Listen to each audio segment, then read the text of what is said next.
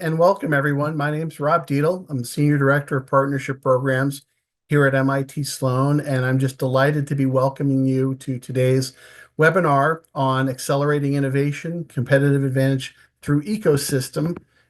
Here at MIT, we run these programs regularly, and we know many of you are returning to join from all over the world. I'd encourage you to continue just checking in on the chat box and letting us know where you're joining from, but we're expecting a large audience and a very diverse audience, and it's always wonderful to have you with us.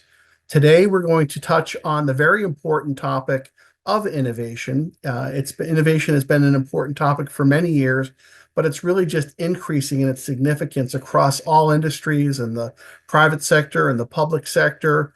No matter where you are, innovation is touching us all. And really just very fortunate to have two of our top faculty experts on this area of innovation joining us today to lead you through the webinar and to share as much insight as they can on this very important topic in a relatively short period of time. But like everything that we do here at MIT, we hope that it has impact and that you're able to take away things that are very relevant to you in both your personal and professional life. It's my pleasure to introduce Dr. Phil Budden. Phil is a senior lecturer here at MIT Management School. He teaches in the Sloan Ties Department, Technology, Innovation, Entrepreneurship, and Strategic Management. He's really a global expert on innovation. He's been involved with our regional entrepreneurship acceleration program. And prior to working at MIT, Phil served extensively as a British diplomat where he was actually a consul general here in his last post in the Boston area, really forging stronger connections between innovation and the UK and the New England area. Phil is joined by Professor Fiona Murray. Professor Murray is also the Associate Dean of Innovation here at the MIT Sloan School of Management, and she's also the William Porter Professor of Entrepreneurship. In addition to her work in those roles, Fiona is also the vice chair of the NATO Innovation Fund and has served on the British Prime Minister's Council on Science and Technology and was awarded a CBE for her services to innovation and entrepreneurship in the United Kingdom. Fiona is an international policy expert on the transformation of investments in science and technology, does a lot with startups and entrepreneurship as well. She's also done a lot of research and her recent scholarship emphasizing the ways in which women and underrepresented groups can be excluded from innovation using large-scale data analysis. I know they have a lot to cover with you today. So just in terms of what we hope to cover with you in the next 60 minutes, we hope that you'll learn how external innovation ecosystems work, understand which are the stakeholders with who you might wish to engage, and get a sense of how you might approach such external engagement and get pull-through into your organization. And finally, just remember a reminder throughout the webinar, please feel free to submit questions through the Q&A tab. We hope to have some time left over at the end to answer your questions. But with that, I'm going to stop sharing my screen and invite Phil Budden to take it from here and get us started with the webinar. Phil, over to you.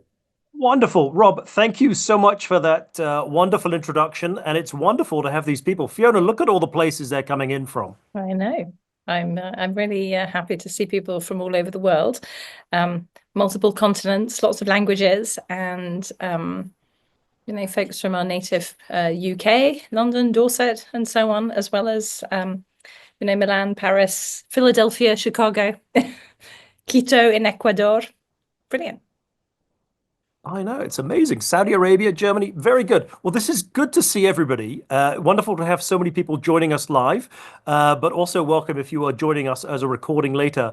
It's great to see so many people from around the world joining us because this really is a topic of global importance. So thank you for joining us on Accelerating Innovation. Here's some other pictures of us. So it is wonderful to get to join you. As Rob said, I used to be in government. I was a British diplomat for 20 years and now find myself at MIT's Management School. So I try to find some ways to bring some of these amazing insights from MIT to the wider world, particularly to large organizations, both public and private sector. I spent some time in private sector. And so I'm delighted to be here and working with my colleague, Professor Dame Fiona Murray. So Fiona, would you like to say a few words of welcome too? Yes, I'm really delighted to see everybody joining us, and also I do hope that others will watch this at later times. We are doing a lot of really exciting work here at MIT, both the sort of fundamental research, but also working very closely with lots of global organizations that range in size and scale, from some of the very exciting startups coming out the labs to big private sector companies, public sector organizations, and as Rob mentioned at the beginning, I even do work with NATO, which is a really big multilateral organization. Lots of really important things, I think, happening on the innovation front, and extremely sort of a broadening innovation and technology frontier. And so lots of important opportunities, but really significant challenges. And so I feel I'm very, very delighted to be, sharing some of the work that we've been doing together over the last decade, which I think has really been bringing some clarity to the organizations we've worked with. And I just want to thank you for your partnership in that. Wonderful. Well, thank you very much. It's wonderful to have got to this point. And as we'll tell you slightly later, we are very excited because we are also unleashing some new courses and indeed a book, care of MIT Press, where we capture the thinking. This session now, over this hour, we're going to give you sort of a high-level way to think about accelerating innovation for your competitive advantage. And given that there's myself, Fiona, and Rob on here, I think we agreed that people could put questions into the chat as we go along. And we will try to address those questions as they come up. We will also take a breath every now and again, and then leave lots of time for Q&A at the end. And if we don't get to cover it, there's our email addresses. We look forward to hearing from you.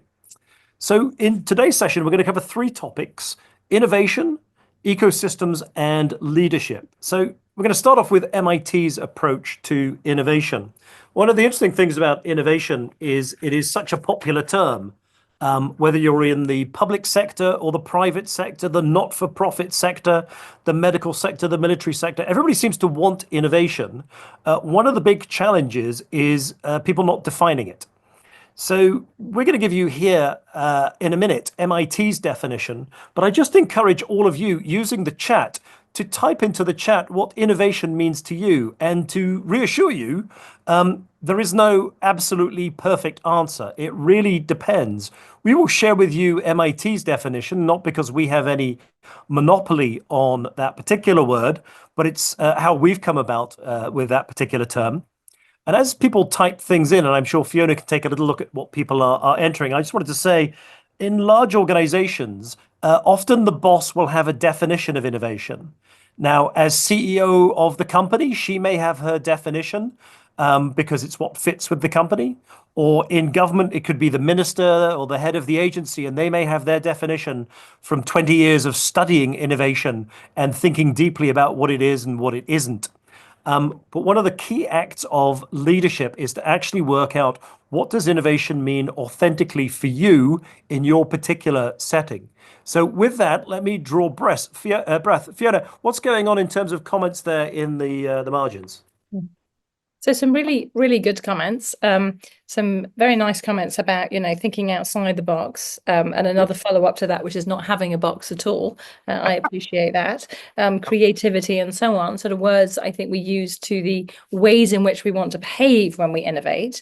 Also, I think some important things about sort of better improvement and so on, that idea of something that is an improvement on what has come before. But think and doing things differently, but definitely something with value. I think, Paolo, I see you saying that quite clearly. Continuous improvement, I think we saw that as well.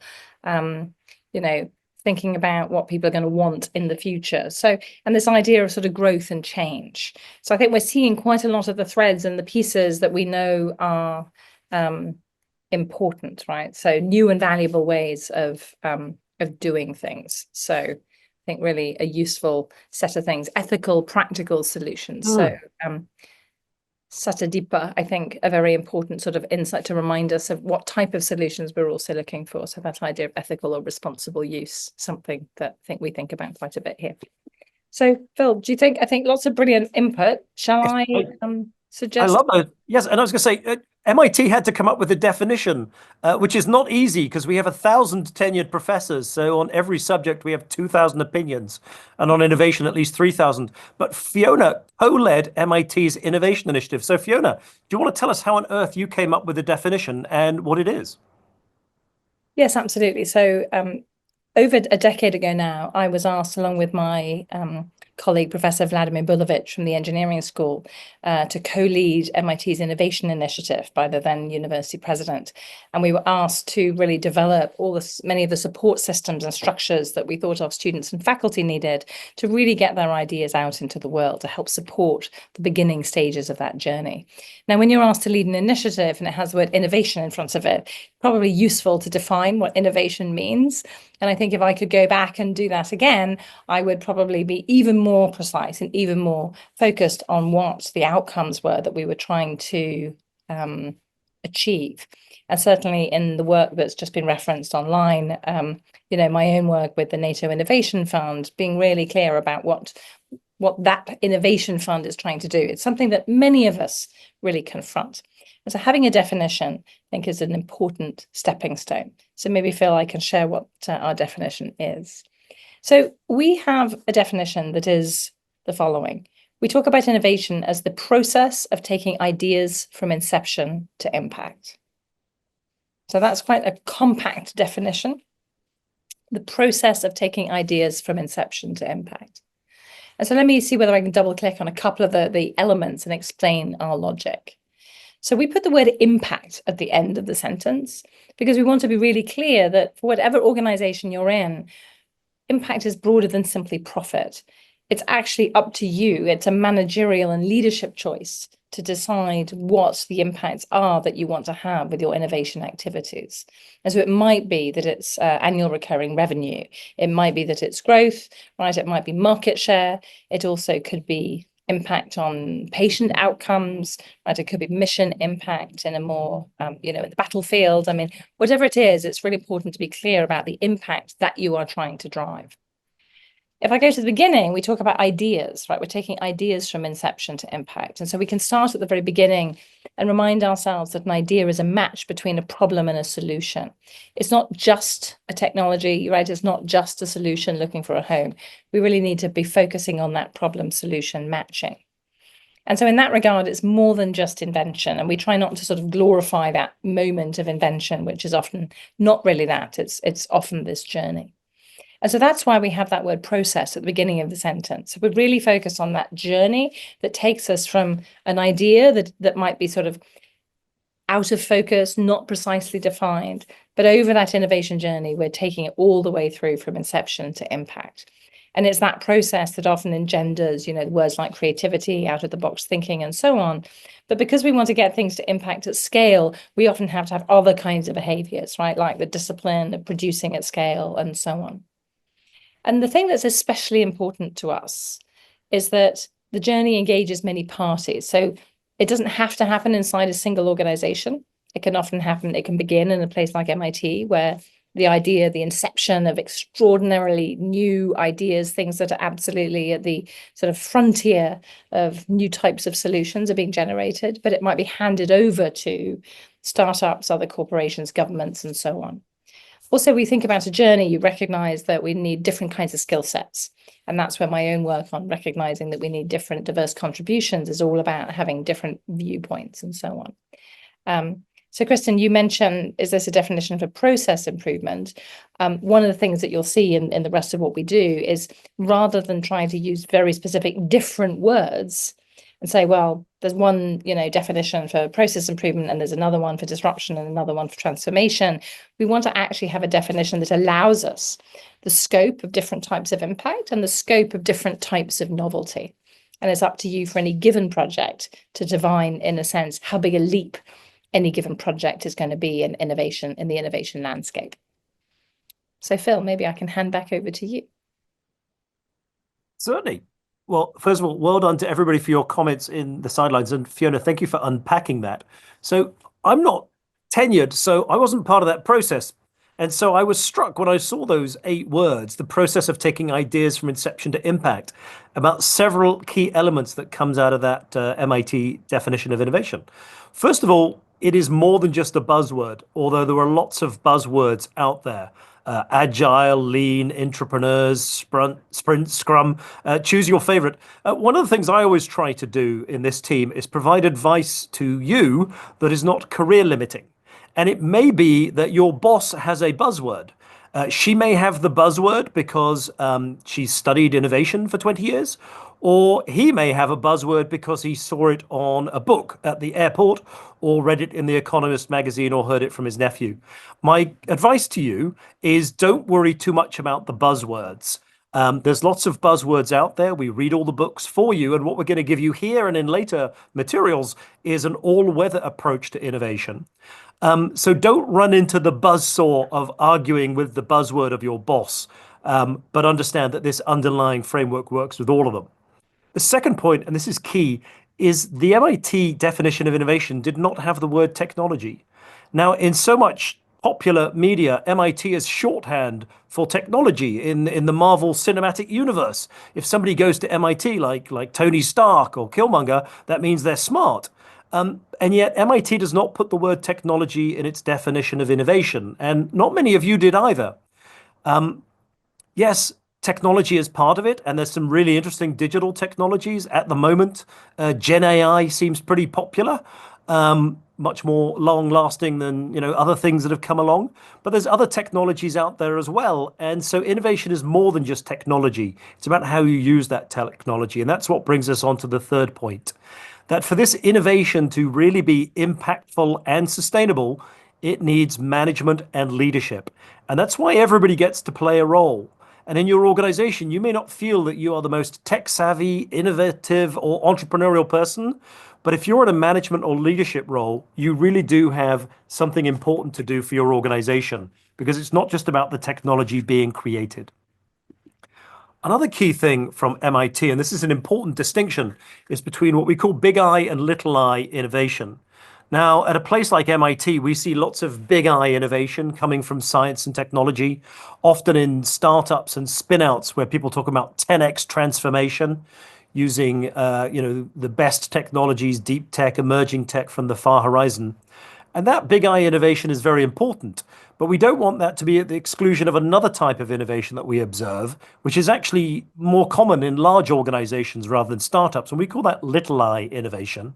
Instead of some crazy 10x impact, we talk about having 10%, but it is closer to home. It's less risky. It's today's technology. So your digital transformation, cloud, early variants of Gen AI should be part of this. We look at both and we allow ourselves, as a management school, this graphic. And on this matrix, we match the problem and the solution on different axes. So in the bottom left, just to orientate you, the right angle is BAU, which is American for business as usual. This is where you're applying today's solutions to today's problems and doing well.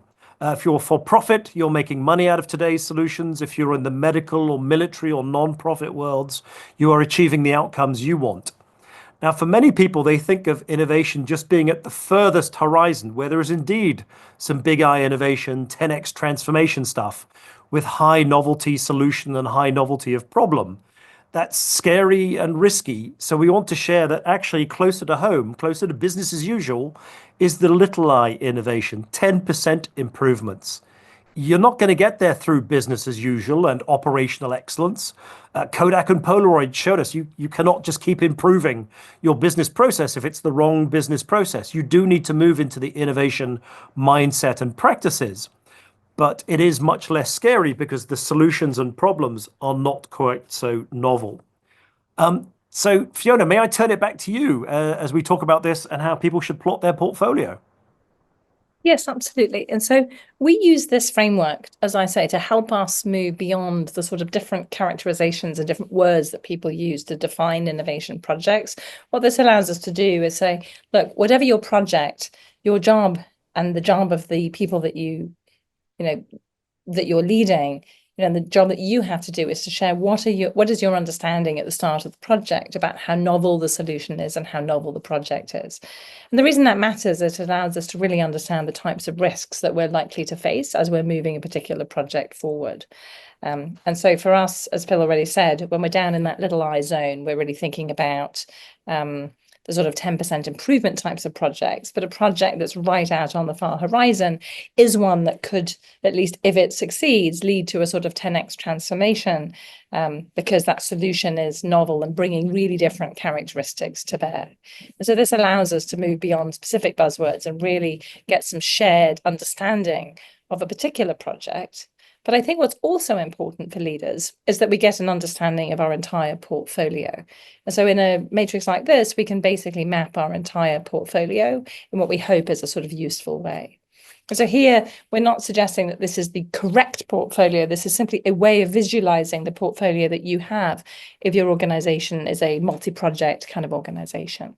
And so this is the type of thing that we will both encourage corporations to do and large government departments, is to say, so where are you allocating your innovation efforts? What does it really look like? The size of the bubbles here are meant to correspond to the amount of resources you're putting into any given project. So a big bubble means either more money or more people.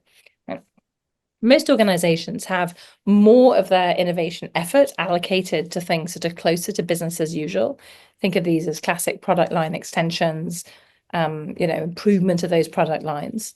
A bit further out, we tend to see things that look a bit more like a new platform, and potentially far out, you can see the sort of circle on the far right-hand side is really typically a big new R&D project, perhaps trying to develop a really alternative underlying sort of solution, exploring, for example, new types of materials.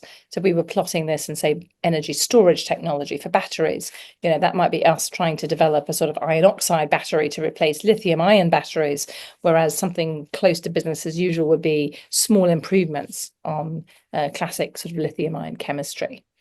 And so the job of leaders is often to say, okay, where are we putting our money? Now, your organization may be one of those organizations that does this on a very regular basis. You might know exactly where your resources and effort are being allocated across this space, or maybe you don't. And we find many organizations who find it actually really difficult to do this. And we find this to be a very useful and productive exercise for those who are playing a leadership role in innovation, regardless of whether you're doing that for an entire organization, for a particular business unit, right, or for a small team with maybe only a few projects at hand. We also say that this needs to kind of reflect your strategy. In a sense, how you spend your time and money is your strategy.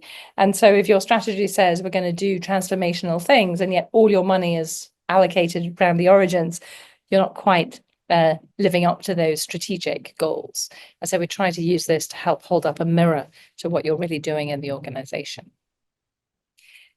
Now, what we might want to do, I think, is, we want to talk about, a lot of our work has been to say, okay, this is what you're doing internally, but there are lots of opportunities, particularly out in that sort of slightly more distant frontier, to work externally with the external ecosystem.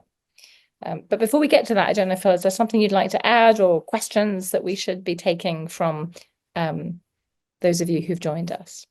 I don't see any questions there. So I think this is very helpful to set the portfolio approach. It may be that Rob has spotted something. I have, Phil. We have a question from the audience about harmonization between stakeholders. And sometimes there's a cultural mismatch between maybe small startup entrepreneurs and large corporate investors. Can you and Fiona speak to how that can be accomplished, kind of aligning cultural values and skills?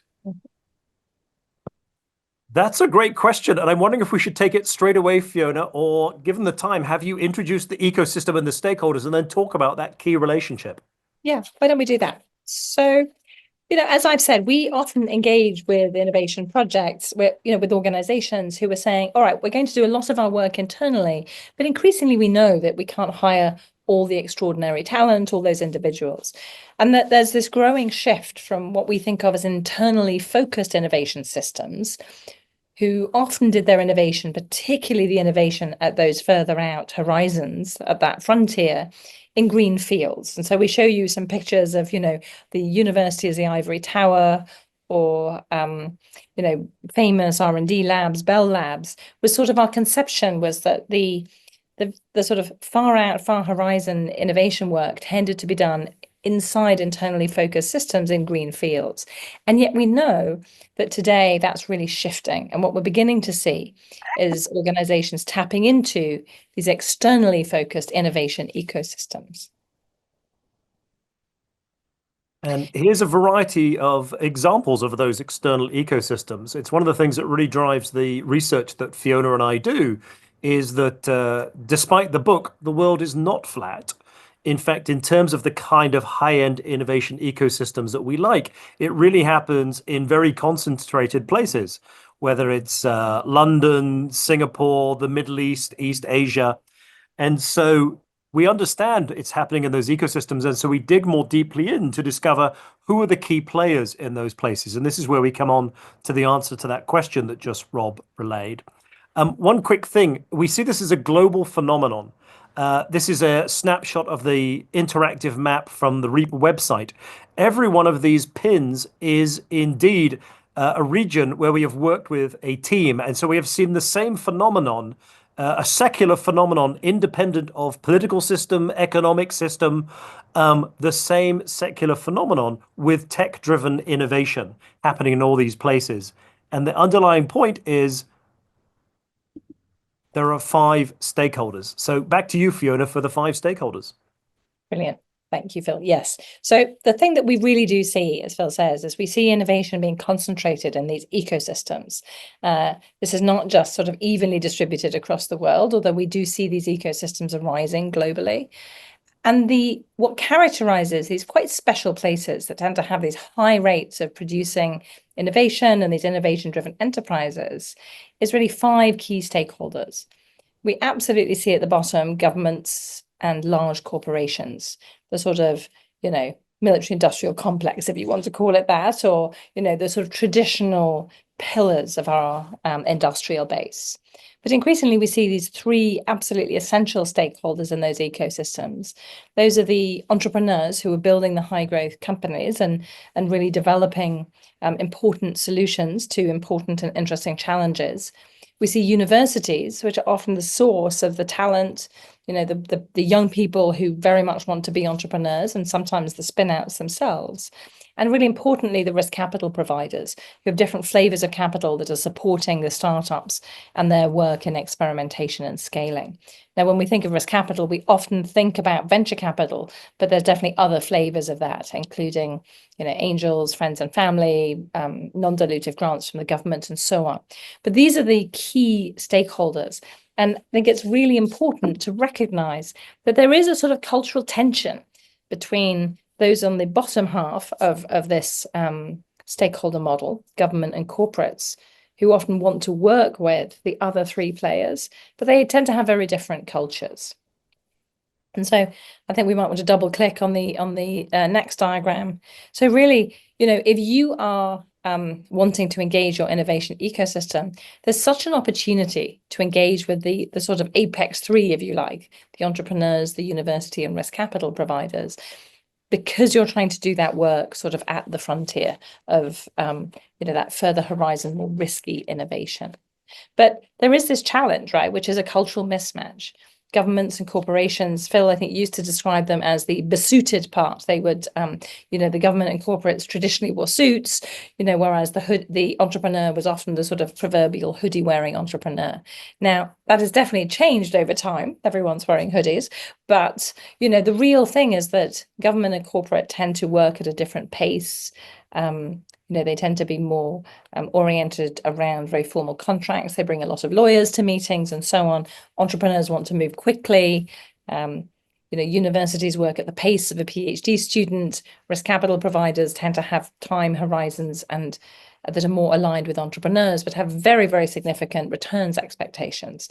And so we end up getting these cultural mismatches. And a lot of our work has been to help the large government and corporate organizations overcome some of those difficulties and really understand how those three key stakeholders, entrepreneurs, universities, and risk capital, how they operate. What's in their DNA? What is it like to work with them? How can you be more aligned to their needs? And then how can you recognize what it is that you have to offer? Because we think that corporates and governments have a huge amount to bring to the table. And so we want to make sure that you are tapping into those ecosystems in the best possible fashion. Excellent. And one thing I would say, having spent my career in the besuited bottom half of this five stakeholder model, there is a role for government and people who work for government. There is a role for those in large corporates, but they are deliberately furthest away across this table from the entrepreneurs. And so the question asker is exactly right to think through the cultural challenges. And one of the things we go into greater depth in our other material is to be really clear about who it is you want to engage, because you then might want to think about who from your organization leads on that engagement. So if in government or corporate, if you want to engage the entrepreneur or the university or the risk capital, you may wish to be really thoughtful about who you send to do that. Now, given that there are cultural challenges of doing that, why on earth would you make the effort? Why can't you do all of your innovation in your greenfield site? And maybe, Fiona, I can turn back to you for the portfolio reason as to why you might want to engage with these three tricky Apex 3 stakeholders.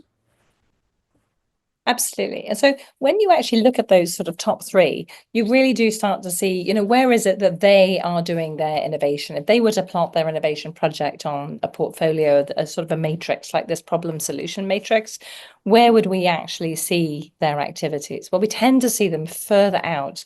They tend to be taking on higher degrees of solution and problem novelty. And so the thing that is most characteristic of innovation ecosystems is that they are places where we find significant numbers of projects with high levels of novelty. So if you're looking for novel solutions to novel problems, then innovation ecosystems are typically the places to go. If you're looking for places where there's a high concentration of the kinds of resources to support those sorts of projects, whether it be specialized capital, the sort of talent being produced in universities, some of the specialist infrastructure, then ecosystems are the places to go. And if you're looking for places where experimentation, that sort of ability to try and iterate rapidly against milestones so that you can really reduce that novelty and take those ideas on that journey to impact, then again, ecosystems tend to be the place to be.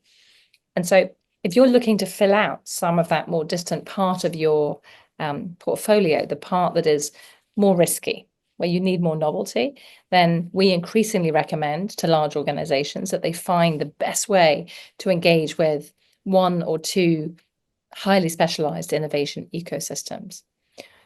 And the thing I really want to add, and I nearly, I need to catch myself even in my own language, is we often say the more distant in time.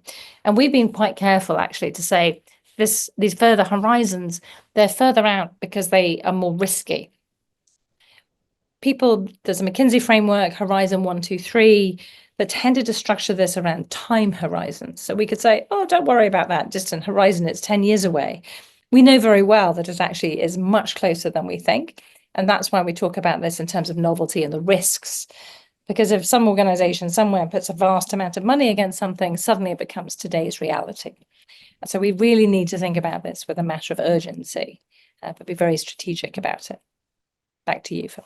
No, that's a great way to put it. Thank you, Fiona. And I'm struck with the current waves of generative AI, how it seems to have taken so many of us by surprise when we discovered it last year. But for actually people who are following it over the horizons since the first GPT models in 2018, it's less of a surprise. And with digital technologies, they're going to come over the horizon more quickly. So one of the reasons it's important to look above your own business as usual is to be out there scanning the horizon and seeing what emerging technologies may shape different futures. We got a bit shocked by generative AI. Who knows what's coming next? That's why it's important to look out there at those technologies. So having covered innovation and ecosystems, I now want to turn into the third and final part, which is about leadership for innovation. There's a bit of a sense in entrepreneurship studies that there's no need for leadership. Entrepreneurs will just be crazy and make things happen. Well, innovation is bigger than technology or entrepreneurship, and it requires leadership and management. It's not going to simply happen by itself. And so we use one of the models from our Sloan colleague, Professor Deborah Ancona, of the leadership pyramid. So in your organization, there are going to be pyramids of leadership. In your whole organization, there is going to be a top level, which could be the C-suite in a private sector organization or the executive leadership team. But even in other parts of your organizations, you may find yourself running a particular pyramid yourself within a particular department or business unit or agency. Now, the important thing is here, the model for the three levels of leadership also applies to innovation.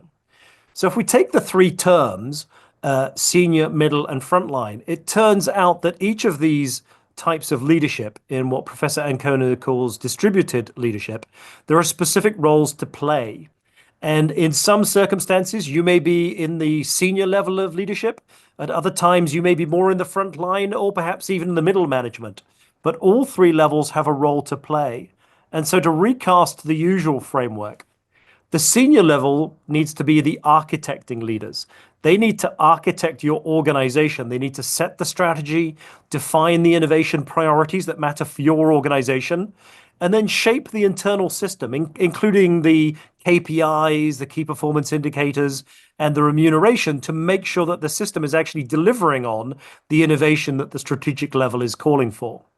Then you have the front line, what we call the entrepreneurial leaders. These are the ones who are going to go out there and deliver the innovation outcomes, either internally within their own organization or externally by engaging some of those ecosystem stakeholders outside, some of those which may have very different cultural ways of working. And that's why it's very important for the senior leaders to send the right frontline entrepreneurial leaders out into the ecosystem. Turning to the middle management often gets a bit of a bad rap, especially when it comes to innovation. The term here is enabling leaders. The middle managers are rational people. They will want their organization to succeed. So if the architecting leaders set the system up for success, the middle management needs to become enabling leaders, helping those crazy frontline entrepreneurial leaders take forward internal innovation or external engagement, but doing so in a way that is safe for the organization and the careers of the individuals involved, but also delivering on the projects that the senior leader or leadership wants, and occasionally speaking truth to power about some of the decisions that need to be taken there. And so I'm going to pause on this one for a moment and give Fiona a chance to come in. As I said, I try to give advice that's not career limiting. So whether you find your career putting yourself in the senior, the middle, or the front line side, there's a role for you to play on innovation, and calibrating it correctly can be the way to success, both for innovation in your organization and for you in your own career. Fiona, over to you on leadership. Yeah, so look, I mean, I think it's a very helpful framework for us to just sort of think about, as you're trying to take this forward. And for me, the idea that we often work with people who are in the middle of their organizations and who feel quite frustrated by what their senior leaders are doing. And it's certainly difficult if you don't get the support you need. One of the things that we like to suggest is to be really clear about what support would look like, because sometimes senior leaders want to be supportive, they just don't know what that means. And to our mind, it's very much I find that the portfolio model to be an extremely helpful way of understanding this, to really have that conversation. What are we trying to accomplish? Where is the weakness in our current portfolio? Where do we need to add support and other activities? What would good look like? And then be realistic about how long it might take, how much commitment, and the kinds of resources. Because that will allow you, if you're in the middle, to be an enabling leader of those who are right out on the front line. Those frontline entrepreneurial leaders are often the ones that we end up talking to, because they find their way to MIT, they find their way to the startups and the ecosystem. But they need that middle management support. And then in turn, if you're a senior leader, it's incredibly important to really architect what it is and be clear about what you're trying to accomplish. And then to make sure that you architect a system that allows for those new ideas to really to really come in. And so I want to be very sort of clear about that. And so whatever the level is that you're working, having a sharp focus on what you're trying to accomplish, even if it's over quite a long horizon, is extremely important. And being really honest about the blockers. We talk a lot in both our book and in the work we do with big organizations about the things that make this difficult. And unfortunately, the story about what's hard hasn't changed that much, in part because it's a story about human beings, which is why leadership, I think, is so essential, Phil. So No, it really is. The technology is 21st century and amazing, but we are Paleolithic humans, and it's the people that's often the trickiest part. So we've been writing about this for a while, and there's a couple of pieces there, which is posted on our corporate innovation website. One of the useful things for people to do, whatever of the three levels you're at, is to have a similar framework and understanding so you can have those conversations across the particular approach. But then also, I put in the joke there about, just because you buy some orange sofas and declare you're innovative does not make it true. In fact, for those in large organizations, either governmental or private sector, this is not enough to be credible. This really does not help you with the cultural clash with those who truly are entrepreneurial. So one of the things we've written about in these two pieces is the three questions that Fiona has come up with as a way of structuring the thinking. So to avoid the problem of suddenly declaring that the answer is an orange sofa or a hackathon or an accelerator or whatever, here's Fiona with the three questions that leaders should be asking about their innovation efforts. Brilliant. Thank you. Yes. So really quite straightforward, but it's surprising how often you talk to an organization about their innovation activities and you say, what do you want to accomplish? And people don't have a particularly good answer. And so the first question that we really ask leaders to answer is, what are you trying to accomplish? What do you want from your entire innovation portfolio? And in particular, if you're engaging the ecosystem, what do you want from the ecosystem? Right? What do you want in terms of the stage of the ideas? Do you want something that's incredibly sort of nascent, or do you want an idea that's quite well developed and, where it's a large team who've already demonstrated something at scale? So, are you looking for particular types of solutions? Are you looking in a certain sort of solution space? So let's be really sort of sharp and crystallize the question, what do we really want? Then we need to work out, sorry, can I go through all three and then do the pictures? All right, right? I hit the button. Yeah. And then let's ask the question, who, right? Who do we need to engage? Because depending on the question, the answer to the what question, you might say, we really do need to engage universities because what we want is something incredibly early stage. We want to just explore very, very new solution space. But it's increasingly the case that the who is really startup entrepreneurs at different stages in their journey. And then the question is really how. How do you design those strategic interactions to make them successful? In the chat, we've already seen discussions of things like corporate venture capital. I see corporate venture capital as a how, right? It's a mechanism by providing money, equity, right?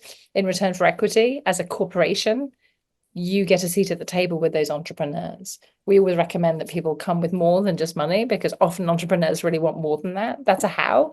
But let's just make sure for corporate venture capital that you know the answer to the what question, right? What would success look like? There are other things like hackathons and accelerators, venture studios that we talk about in our book. These do come in a little bit of fad and fashion, but we really do find that if you understand what you're trying to accomplish, you could then pick and choose the specific mechanism that we find to be successful. So maybe we can just double click on a couple of those, Phil, quickly. So on the what, I think it's incredibly important to think about what your internal, what the gaps are. So without doing that internal innovation mapping, it's really difficult to figure out the gaps. In an image like this, you might say, look, we have some real gaps sort of up top there where we're saying, are there solutions being generated by startups that we could adapt to some novel problems that we're trying to solve?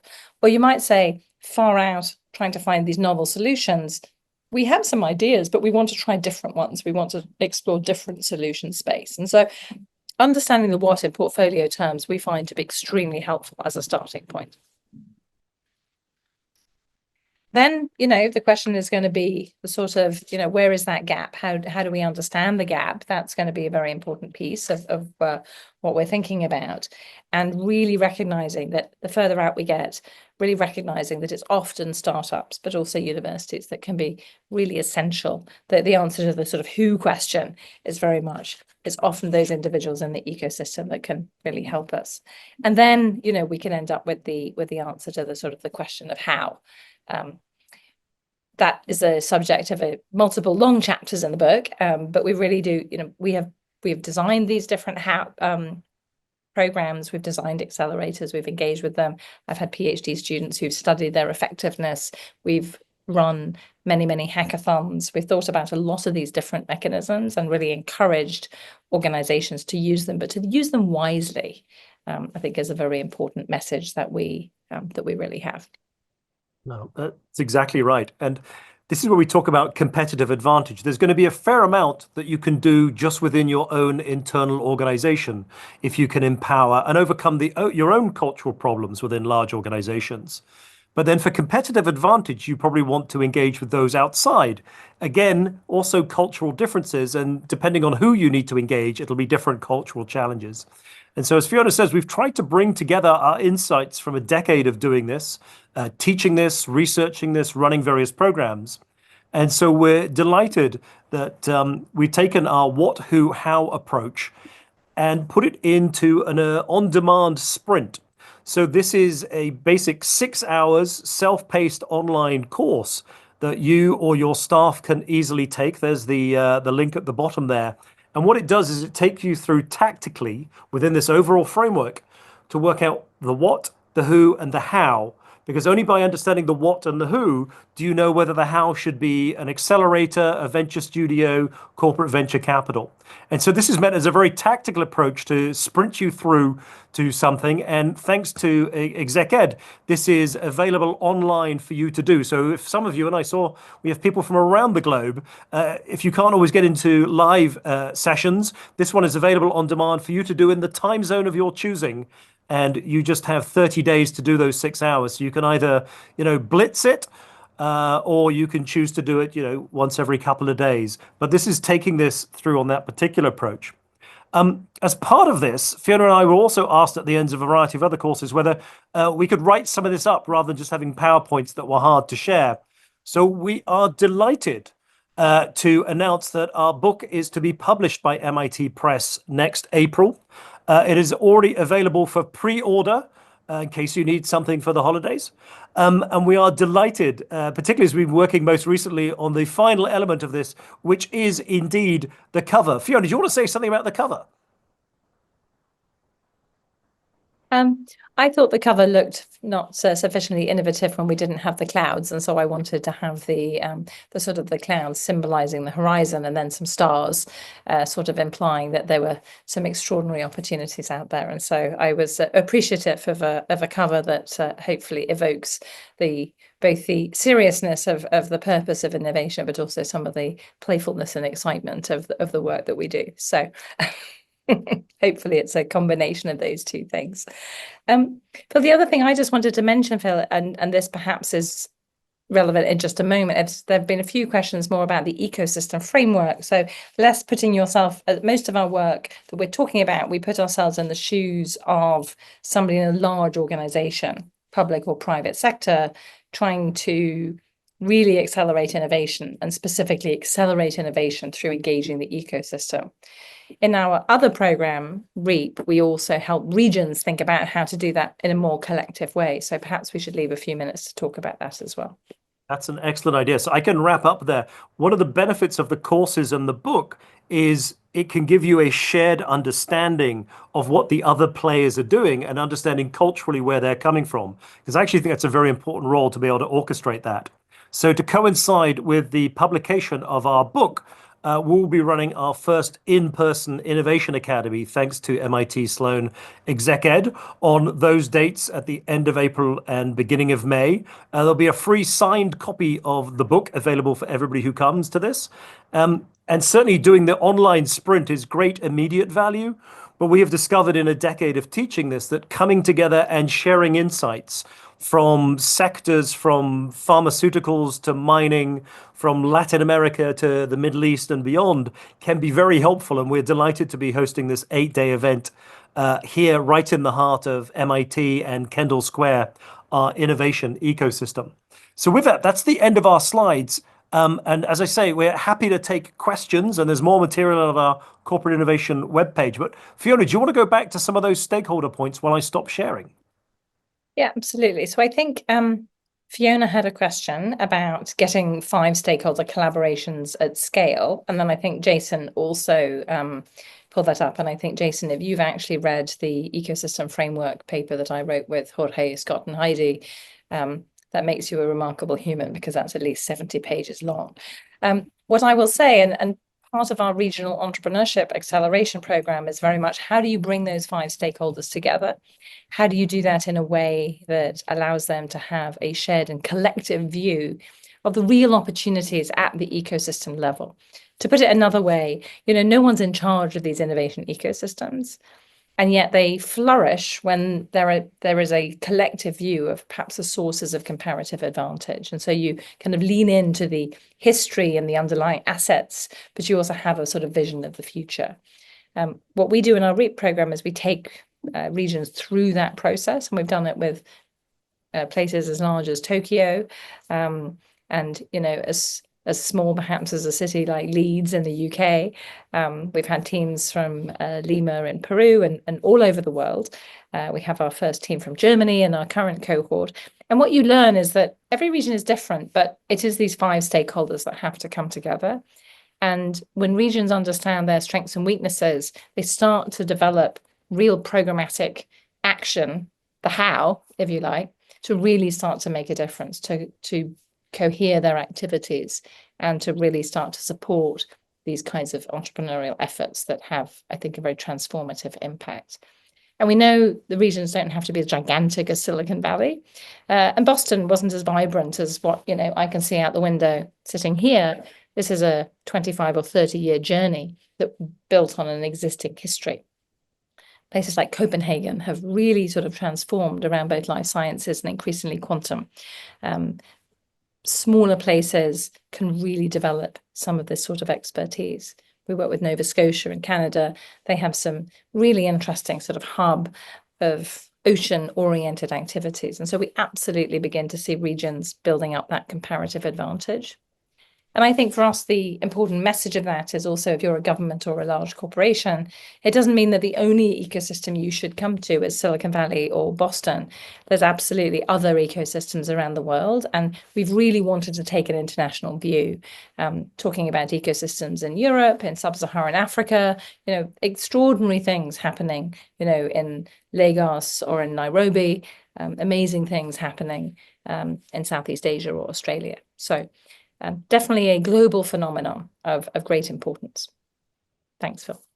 That's very important that it's global. And one of the key messages here in this seminar, webinar, and our books and material is this is a message of hope. Now that the secret of how to help your innovation ecosystem do better is out there, there's a real opportunity for whichever region matters to you, you can help it be better. And we've been doing lots of work around the world to help those places do better.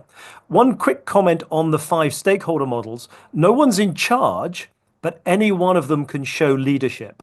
And so there is a role for all of the different characters to take a leadership role. But also there's role for people in the heart of that 5 stakeholder model to be, what I think as a former diplomat, is to be a bit diplomatic, is to listen to the other stakeholders and understand the cultural and other differences and find a way to pull them together. And I've seen this true, whether it's helping the 5 stakeholders with very different interests in Kentucky or Kansas City or in Riyadh or in Bangkok. People care about the places they're in. And so while a lot of our material is about how do you get benefit from these innovation ecosystems, in REAP, we also try to teach people how can you do good for those ecosystems? Because with the nature of digital technology, the future of innovation is there to be written. There are going to be other innovation ecosystems that are going to do well at generative AI or fusion energy, the climate transition, or security technologies. And so there really are lots of opportunities for all of the stakeholders in all the different corners of the world to play a role in this to help improve their areas. Rob, with the clock ticking down, I wanted to come back to you to see if you had any questions that had come into you bilaterally. Yeah, I think we have time for one final question before the top of the hour. It'd be wonderful to hear from you and Fiona about how people can monitor the health of an ecosystem and kind of the dynamic nature of ecosystems. So there may be times when there's a change in government or a change in policy, or venture capital is more constrained, and there's kind of probably an ebb and flow between the different stakeholders in the model. Any sense on how to monitor the health of those ecosystems, or how often to maybe do an audit or assessment in terms of understanding how all the different stakeholders are functioning? Excellent. Shall I take a first swing and then hand over? Sure. So one of the things out there in the world is lots of innovation ecosystem rankings and indexes, and some places, are quite keen to go up a couple of notches. We prefer a much more granular approach, and the fact that it's an ecosystem means it's quite organic. And so each ecosystem is going to be quite different. And so one of the first things we encourage people to do is to have an assessment of the nature of their ecosystem, the level of engagement of their stakeholders, strengths and weaknesses, and basically taking the what, who, how, then determine what is the how of an intervention to improve your ecosystem. So it's often going to be quite different what the steps are that you need to take, and therefore the metrics to put around that intervention. So that's my tactical advice, but let me now turn back to the professor. I mean, look, there are many, many ways to try to get a sort of very quantitative reckoning of the health of an ecosystem. I think, unfortunately, none of those are really perfect. Typically, what people will do is they'll really measure startups, because, these ecosystems are characterized by these kinds of startups. They'll often measure things like venture capital allocation, but again, that's only a very sort of thin sliver of what's really going on, but they're quite good measures. The other thing that we found that people do that are quite helpful is to really sort of do a lot of survey work, and so doing regular sort of pulse surveys of the entrepreneurial community, but also the key stakeholders. And so lots of ways to do it. I would say really none is perfect, and to be frank, in some ways the old-fashioned way, which is to gather and actually ask people to sort of really explore what they think is going well and what is doing less well, really starts to help you. And doing that over on a regular cadence, we have found to be extraordinarily helpful. And so with that, I think, lots more that one could say, but it's definitely all about the humans and the leaders. So Rob, back over to you. Excellent. Well, thank you both. And I see we're just about at the top of the hour.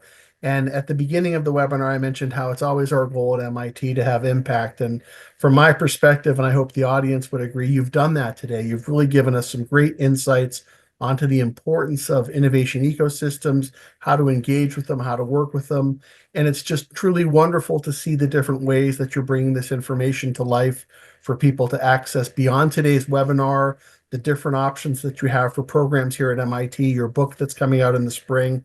I know I'm excited to read that as well. And just wanted to thank you again for your time today and sharing your thoughts and insights with both me and our audience today. I hope the audience has appreciated it as much as I have. And on that note, I would like to thank our audience as well. I know your time is valuable and you're joining us from all different time zones around the world. So I want to thank you for taking an hour out of your busy schedule. I hope that you're leaving with new insights and frameworks that you can put to use. We would certainly hope to see you at MIT, whether it's online or at our campus for the Academy this spring in the future. We'll also continue to offer these 60-minute Innovation at Work webinar deep dives. So we hope to see you back online again as well. Until then, thank you for joining us, and wishing you all the best for the future. And a reminder also that we will send out a link to the recording. So we encourage you to watch this again, share it with your colleagues, and we hope that you'll continue to benefit from what we've shared today. Phil, Fiona, thank you so much. Thank you, everybody, for joining us.